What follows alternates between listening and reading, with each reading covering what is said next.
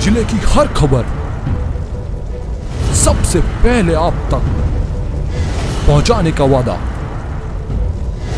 बस यही है एक इरादा।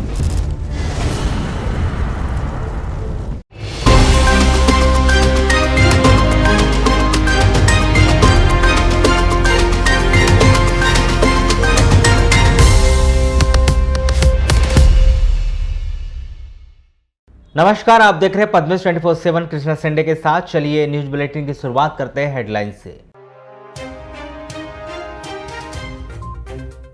अल्पर प्रवास पर बालाघाट आए प्रदेश के मुख्यमंत्री शिवराज सिंह चौहान निजी कार्यक्रम में हुए शामिल।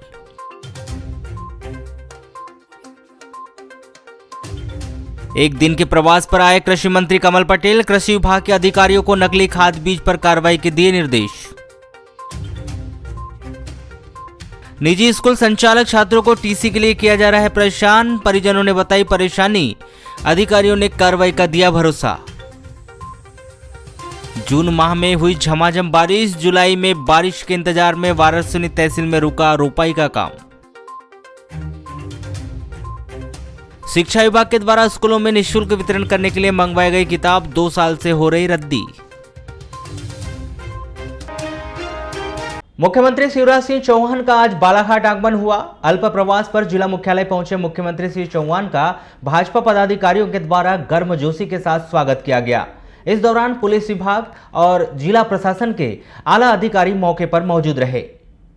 इसके पश्चात मुख्यमंत्री श्री चौहान पूर्ण सुरक्षा व्यवस्था के बीच भारतीय जनता युवा मोर्चा के प्रदेश अध्यक्ष वैभव पवार के विवाह समारोह में शामिल होने गोंदिया रोड स्थित शुभारंभ लॉन पहुंचे।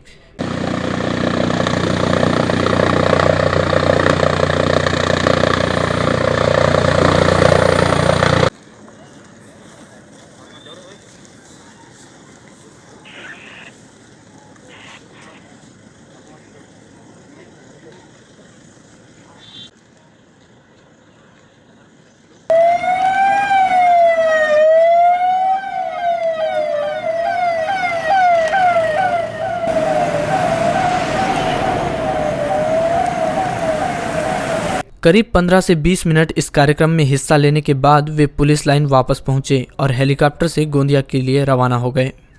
इस दौरान आयुष मंत्री रामकिशोर कावरे, विधायक गौरीशंकर बिसेन, पूर्व विधायक Ramesh Bhatere, ADG KP Venkateshwar Rao, collector Deepak Arya, SP Abhishek Tiwari सहित अन्य वरिष्ठ प्रशासनिक अधिकारी मौके पर मौजूद रहे। वहीं शिवराज सिंह चौहान के आगमन को लेकर शहर के तमाम चौक चौराहे में पुलिस की पुख्ता व्यवस्था रही। वहीं यातायात विभाग के कर्मचारियों द्वारा भी यातायात को बेहतर तरीके से व्यवस्थित किया गया।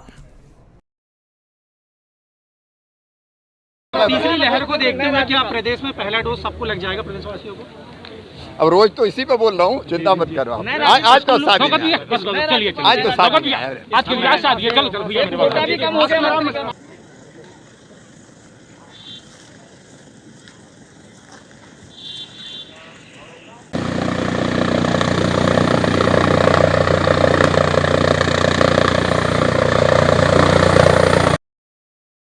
ग्रामीण थाना क्षेत्र के अंतर्गत आने वाले ग्राम कोशमी के वार्ड नंबर 10 बंदर झिरिया स्थित तालाब में डूबने से बंदर झिरिया कोशमी निवासी चैतनाथ चकोरे के 7 वर्षीय पुत्र अमरनाथ चकोरे की मौत हो गई। प्राप्त जानकारी के अनुसार यह बालक मंगलवार की सुबह करीब 11 बजे अपने बड़े भाई के साथ तालाब की तरफ गया था। उसी दौरान पैर स्लिप होने से अमरनाथ चकोरे उम्र 7 साल की गहरे पानी में चले जाने से मौत हो गई। यह देखकर उसका बड़ा भाई दौड़ते हुए घर पहुंचा, जहां उसने परिवार के लोगों को बताया। परिवार के लोगों के आने से पहले ही तालाब के समीप में रहने वाले लोगों द्वारा बालक को निकाल लिया गया था, लेकिन तब तक बालक की मौत हो चुकी थी। घटना की जानकारी लगते ही ग्रामीण थाना पुलिस घटनास्थल पर पहुंची, जांच पड़ताल कर मौके पर कार्रवाई की। पानी लेने तालाब में उतरे तो एकदम अंदर चले गया, तो बड़ा वाला एकदम ऐसे ढूंढने लगा, 9 साल वाला ढूंढने लगा, किसी को बताया नहीं और दौड़ते फिर घर पे आया। बगल वाले कोई देख लिए होंगे तो उनने फिर निकाले हैं, मतलब हमको कोई मालूम नहीं था। उसको निकाले, उसके बाद में हम लोग गए। कितने बजे घटना हुई? ये 11 बजे की बात है। लालबरा तहसील के ग्राम पंचायत टेंगनी खुर्द के अंतर्गत ग्राम टेंगनी टोला में घटित गौ हत्या कर मांस बेचने के मामले में फरार चौथे आरोपी बड़ी मस्जिद लालबरा निवासी आबिद खान को पुलिस ने 6 जुलाई को गिरफ्तार कर जेल भेज दिया है। लालबरा थाने के कार्यवाहक उपनिरीक्षक कलशराम उइके ने बताया कि गत 4 जुलाई को टेंगनी खुर्द मरघट नाले से गाय के अवशेष जब्त किए गए थे। 5 जुलाई को 3 आरोपी आवासटोला टेंगनी खुर्द निवासी कुंजीलाल भलावी, सालेभरी निवासी जाहिद खान व कुमारी मोल्ला लालबरा निवासी शाहरुख उर्फ सोहरब को गिरफ्तार कर वारासुनी सक्षम न्यायालय में प्रस्तुत कर उपजेल वारासुनी भेजा गया। जिसके पश्चात मामले में फरार चौथे आरोपी बड़ी मस्जिद लालबरा निवासी आबिद खान को 6 जुलाई को गिरफ्तार कर न्यायालय में प्रस्तुत कर जेल भेज दिया गया। शिक्षा विभाग हर वर्ष पहली से 8वीं तक के सरकारी स्कूलों में पढ़ने वाले बच्चों को निःशुल्क पुस्तक वितरण करता है, लेकिन हर बार इस पुस्तक वितरण से जुड़ी कोई ना कोई लापरवाही सामने आती है। इस बार कोरोना का कारण और बहाना बताया जा रहा है। कोरोना संक्रमण के चलते स्कूलों में करीब 2 साल से शैक्षणिक गतिविधियों पर विराम लगा हुआ है। वहीं छात्रों को शिक्षा से जोड़ने के लिए शिक्षा विभाग के निर्देशों के तहत ऑनलाइन गतिविधियां भी संचालित की जा रही है। शैक्षणिक प्रक्रिया में छात्रों को किसी प्रकार की दिक्कतें ना हो, इसके लिए सभी स्कूलों के छात्र छात्राओं के लिए निःशुल्क पाठ्य पुस्तकों का आवंटन पाठ्य पुस्तक निगम के माध्यम से किया गया है और यह पाठ्य पुस्तकें शिक्षा विभाग को उपलब्ध भी करा दी गई है। लेकिन जिले में छात्रों तक पुस्तकें पहुंचाने में शिक्षा विभाग के द्वारा लापरवाही बरती जा रही है और विभाग के कर्मचारी इस बात का इंतजार कर रहे हैं कि छात्र प्रवेश या अन्य किसी जरूरी काम से स्कूल पहुंचे और उसे पुस्तकें थमा दी जाए। शिक्षा विभाग के निर्देश है कि छात्र छात्राओं को उनके घर तक पाठ्य पुस्तकें पहुंचाई जाए ताकि वे उनका अध्ययन कर ऑनलाइन प्रक्रिया के तहत होने वाली शैक्षणिक गतिविधियों को बेहतर तरीके से समझ पाए। शासकीय उत्कृष्ट स्कूल के वरिष्ठ व्याख्याता टीके गौतम ने बताया कि शिक्षा विभाग के माध्यम से पुस्तकों का वितरण किया जा रहा है। वहीं उत्कृष्ट विद्यालय में यह प्रयास किए जा रहे हैं कि 100% छात्रों तक किताबें पहुंचाई जा सके। अल्प प्रवास पर बालाघाट पहुंचे मुख्यमंत्री शिवराज सिंह चौहान को बस ऑपरेटर एसोसिएशन के पदाधिकारियों ने विभिन्न मांगों को लेकर ज्ञापन सौंपा और अपनी परेशानी बताई। बस ऑपरेटर एसोसिएशन के अध्यक्ष मुकेश सिंह चौहान ने बताया कि वर्तमान में बस ऑपरेटरों की स्थिति काफी खराब है, बस संचालन नहीं करना चाहते। उन्होंने कहा कि हमारी सरकार से मांग है कि कोरोना काल के 16 महीने की अवधि का टैक्स शून्य किया जाए। सरकार के द्वारा 25% किराया में इजाफा किया गया है। वर्तमान में डीजल 100 रुपये चल रहा है, टैक्स बढ़े हुए हैं, स्पेयर पार्ट्स भी महंगे हो गए। इसको देखते हुए किराया में इजाफा किया जाना चाहिए। प्रमुख मांगे हमारी ऐसी कि मध्य प्रदेश बस एसोसिएशन लेवल पर जो हमारी मांगे है कि अभी कोरोना काल में मतलब विगत 16 महीनों से कोरोना काल की जो अवधि चल रही है, इस अवधि का पूरा जो टैक्स है वो शून्य किया जाए। आने वाले 31 मार्च 2022 तक हम टैक्स शून्य की मांग करते हैं। क्योंकि हम बालाघाट जिले के निवासी हैं, बालाघाट जिले के बारे में चाहते हैं कि माननीय कलेक्टर महोदय के आदेशानुसार हमारी 10 अप्रैल से 31 मई तक संचालन बंद की अनुमति हमें नहीं मिली थी, मतलब संचालन बंद था। हम चाहते हैं बालाघाट जिले का उस अवधि का मतलब कम से कम 51 दिन का टैक्स शून्य किया जाए। आगे जो अभी जून और आने वाले महीनों में बस वालों की स्थिति बहुत खराब है, तो हम लोगों का जो टैक्स है वो शून्य किया जाए और हमारे किराए में वृद्धि की जाए। मुख्य मांग है किराया वृद्धि 25% शासन ने करी है, विगत 3 वर्षों से हमारी मांग है। लेकिन आज डीजल 110 के आसपास चल रहा है और टैक्स भी बढ़े हुए हैं, स्पेयर पार्ट्स के रेट बढ़े हुए हैं। ये हमारी मुख्य मांगे हैं। जिला मुख्यालय से लगी हुई गंगा के तट पर बसे ग्राम पंचायत गोंगलई में समूह की महिलाओं के द्वारा अनूठी पहल करते हुए 10,000 पौधे लगाने का निर्णय लिया गया है, जिसको लेकर पंचायत के सभाकक्ष में आवश्यक बैठक आयोजित की गई। वर्तमान परिस्थिति को देखते हुए वृक्षारोपण को बढ़ावा दिए जाने पर जोर दिया गया, जिस पर समूह के 3 सैकड़ा से अधिक महिलाओं ने 10,000 पौधे लगाने का निर्णय लिया है। ग्राम पंचायत गोंगली के ग्राम प्रधान गंगा प्रसाद लिलारे ने बताया कि कोरोना महामारी के दौरान हमने यह महसूस किया है कि ऑक्सीजन हमारे लिए कितनी आवश्यक है। ऑक्सीजन की कमी के कारण काफ़ी लोगों की जान चली गई। यदि हम वृक्षारोपण को बढ़ावा दें तो इसके भविष्य में सकारात्मक नतीजे सामने आएंगे। इसको लेकर आज बैठक आयोजित की गई थी, जिसमें समूह की महिलाओं के द्वारा नदी के किनारे 10,000 पौधे लगाए जाने का निर्णय लिया गया है, जो कि एक सार्थक पहल है। लांजी तहसील के ग्राम पंचायत टेमनी चौंदाटोला से आए ग्रामीणों ने वन विभाग पर उनकी पुश्तैनी जमीन से बेदखल करने का आरोप लगाया है। पुश्तैनी कृषि भूमि का मालिकाना हक दिलाए जाने की गुहार उन्होंने जिला प्रशासन से लगाई। ग्रामीणों ने बताया कि 4 दिन पहले वन विभाग ने अपना कब्जा कर लिया है। जिस भूमि को वन विभाग अपनी भूमि बता रहा है, उस भूमि की पट्टा पावती व जमीन से जुड़े तमाम दस्तावेज उनके पास है। पुश्तैनी खेती की जमीन से वन विभाग बेदखल कर रहा है, जिसे वापस दिलाए जाने की मांग अधिकारियों से की गई। ये हमारी जमीन है जो हम लोग कमा रहे हैं, वन विभाग वालों ने कब्जा किया है। हमारे पास पट्टी वट्टी सब है। ये 3 तारीख से किए हैं उनकी जमीन कर। हमारी 5 लोगों की 10 एकड़ करीब करीब जमीन है। वो हमारी है और वन विभाग वाले बोल रहे हैं कि उनकी फॉरेस्टी के। 70 साल हो गया।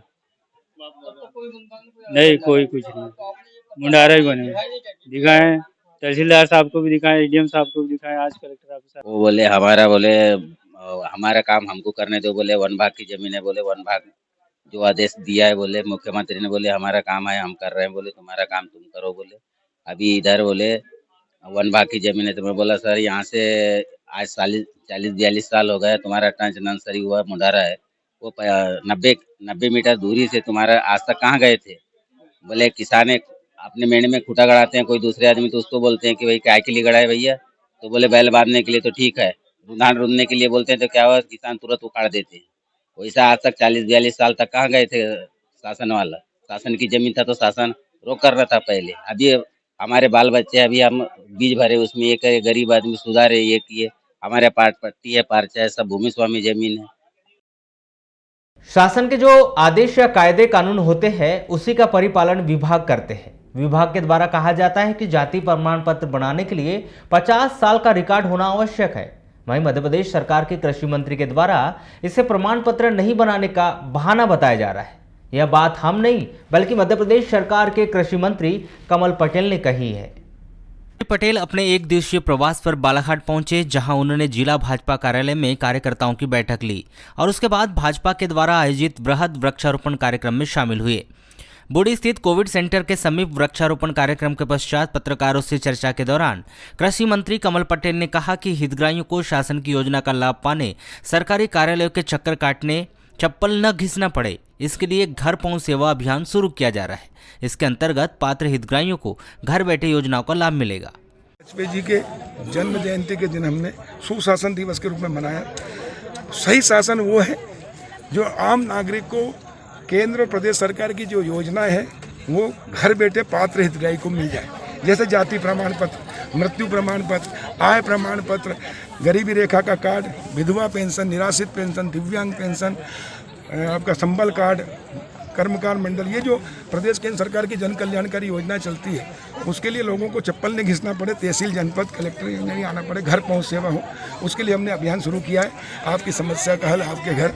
और मेरा गांव मेरा तीर्थ बनाने के लिए जिस प्रकार वृक्षारोपण, स्वच्छता, गांव में स्वावलंबी बनाना, ये काम हम कर रहे हैं। सर ये देखा गया कि 50 सालों का रिकॉर्ड मांगा जा रहा है जाति प्रमाण पत्र में, ऐसे में क्या लोगों के जाति प्रमाण पत्र भी नहीं बन पा रहे हैं? देखिए, ये नहीं बनाने के एक बहाने हैं और इसलिए हमने तय किया है कि गांव में ग्राम सभा जो होती है और गांव के और जाति के जो प्रमुख होते हैं वो लोग, सबको पता है कि उनकी जाति क्या जमीन के अंदर लिखा रहता है, वो करते हैं। और प्रधानमंत्री नरेंद्र मोदी जी ने तो वो चमत्कार किया है। देखिए, महात्मा गांधी कहते थे असली भारत गांव में बसता है, गांव के विकास से देश का विकास होगा, कहते थे ना। लेकिन जिन कांग्रेसियों ने 50-60 साल गांधी जी के नाम पर राज किया, उन्होंने गांधी जी के सपनों को साकार नहीं किया। गांधी जी के सपनों को साकार करने वाले और गांव को आज़ादी दिलाने वाले प्रधानमंत्री नरेंद्र मोदी जी स्वामित्व योजना लेकर आए 24 अप्रैल 2021 को पूरे देश में। अब गांव के मकान का, आबादी में जो बसता गांव, सर्वे होगा ड्रोन कैमरे से, उसको मालिकाना हक निःशुल्क देंगे और उससे अब गाँव की प्रॉपर्टी, प्लाट, झुग्गी झोपड़ी वाला उसका भी प्लाट है, उसकी कलेक्टर गाइडलाइन से वैल्यू होगी। गाँव का मकान अभी 1 करोड़ का भी है तो 1 रुपये की जमानत नहीं ले सकता, 1 रुपये का लोन नहीं ले सकता, 1 रुपये की लिमिट नहीं ले सकता। और जब लोन नहीं मिलता तो सब्सिडी नहीं मिलती। अभी तक मुट्ठी भर शहर के लोगों को ही 40% उद्योग पर, 50% कोल्ड स्टोरेज पर, 33% वेयर हाउस पे, 25% वेयर हाउस पर जो सब्सिडी मिलती थी उससे वो अरबपति खरबपति हो गए और किसान पिछड़ता गया, घाटे की खेती करता था। लेकिन अब गाँव का किसान का मकान का, प्लाट का, आबादी का मालिकाना होने से उसको बैंक से ऋण मिलेगा, उसको सब्सिडी मिलेगी। अब किसान MSP नहीं, MRP पे माल बेचेगा। जैसे मैं किसान हूँ, भाऊ किसान है, हम गेहूँ धान पैदा करते हैं, अभी MSP पे बेचते हैं, लेकिन हम चावल की मिल डाल देंगे, मैदा मिल डाल देंगे तो MRP पे बेचेंगे। हम टमाटर, आलू बेचते हैं 5 रुपये किलो। आलू की चिप्स हम ही खरीदते हैं अपने बच्चों के लिए, अपने लिए 500 रुपये किलो। हम आलू की चिप्स की फैक्ट्री लगा लेंगे क्योंकि हमको बैंक से लोन मिलेगा, सब्सिडी मिलेगी। और इस प्रकार हम MRP पे बेचने का काम करेंगे, बिचौलिए हटाना और सीधे किसान को लाभ पहुँचाना। असली भारत गाँव अब आज़ाद हुआ है, आज़ादी दिलाने वाले प्रधानमंत्री नरेंद्र मोदी जी।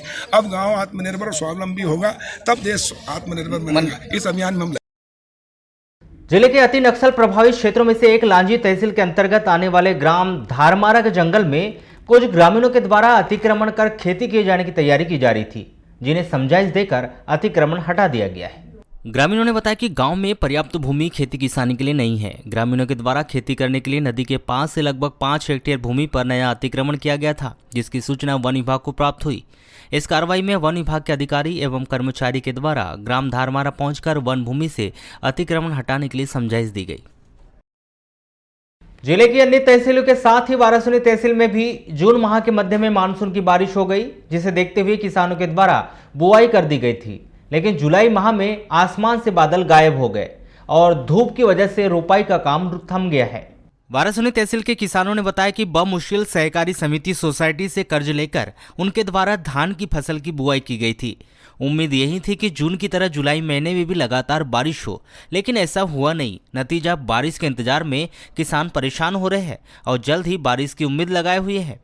हमारे घर की स्थिति है, पानी नहीं है वर्षीनी जमीन में और तालाब बूढ़ी भरी नहीं है, तो इसलिए मर रही है।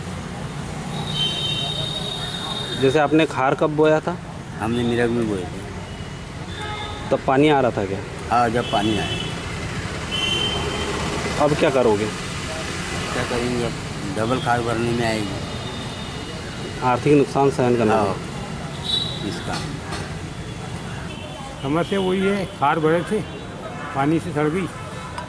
अभी डबल में भरे थे, तापमान बढ़ रहा है, क्या करे किसान? वर्तमान में वही है, तापमान ज़्यादा हो रहा है, अनाज उग नहीं पा रहा है। आर्थिक स्थिति पे भी असर पड़ रहा होगा। हाँ। क्या मांग करते हैं आप? हाँ, मांग वही है, अब गवर्नमेंट क्या करती क्या? ठीक है। ग्राम सेवक ने मार्गदर्शन नहीं दिया था कि किसी को? नहीं, अभी नहीं आया ग्राम सेवक। ये पहली बार तो खार भरे थे जी, तो वो क्या है, चिड़िया ने खा गए है। अच्छी थी और वो बाद में भरे तो चिड़िया ने खा गए, और अंदर का जो दाना था वो थोड़ा नरम था जगह, तो उसमें निकला है, और ऊपर का तो चिड़िया ने खा गई है। ये दूसरी बार भरे? ये दूसरी बार भरे हैं सर। किस प्रकार की समस्याएं हो रही है अभी? अब ये कर्जा पात करेंगे और ये सब समस्या, अभी पानी नहीं आ रहा है, उसमें बहुत परेशानी जा रही है सर। अभी जो सेकंड बार जो खार भरे हो उसकी क्या स्थिति है अभी? अब पता नहीं है, समय बताएगा। अब अंदर का तो 1-2 निकल रहा है, अभी देखे जी, और अब ये बाहर का ऊपर का तो चिड़िया ने खा गई।